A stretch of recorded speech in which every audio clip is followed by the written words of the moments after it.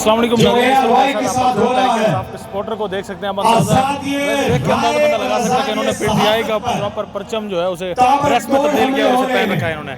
आइए इनसे जानते हैं कि आगे जलसे के बारे में क्या कहेंगे। अस्सलाम वालेकुम। वालेकुम सलाम। खान साहब का जलसा भी है 14 अगस्त की आज तकरीब होगी, रात 12 बजे आज़ादी का दिन भी है। खान साहब का जलसा भी, क्या कहोगे इस पर?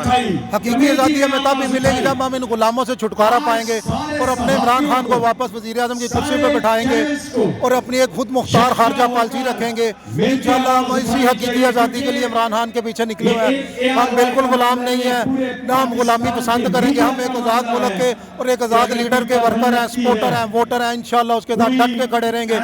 ये चोर डाकू सारे उधर असम्बलियों में आके बैठ के घुस बैठिए और इंशाअल्लाह इनको उठा के बाहर फेंक के ही दाम लेंगे। ये ड्रेस आपने खुद सिलवाया क्या? इसको कहाँ से? जी ये ड्रेस मैंने 2018 में सिलवाया था। पहले वाला सऊदी अरब से मैं सिलाई करवा के पहन के आया हुआ था। उसके पीछे लिखा था 2 नहीं 1 पाकिस्तान।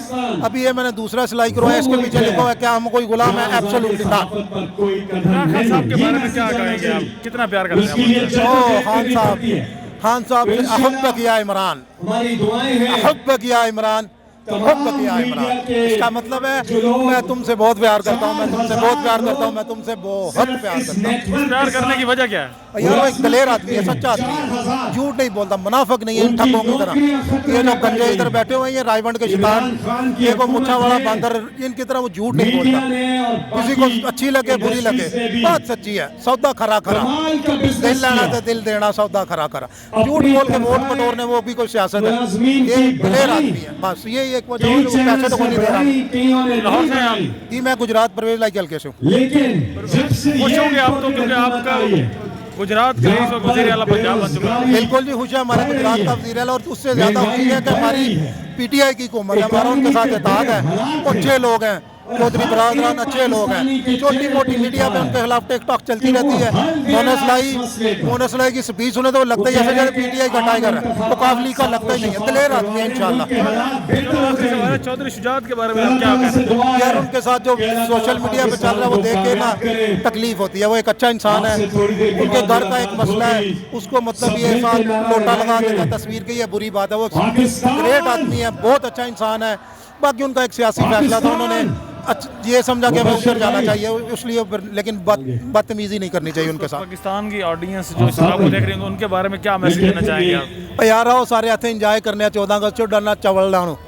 ये जो लगे हुए हैं सारे अभी इलेक्शन कमिश्नर का आसरा ले रहे हैं, चीफ इलेक्शन कमिश्नर, नाम सुने उसका, सुल्तान सिकंदर राजा कम चवला वाले।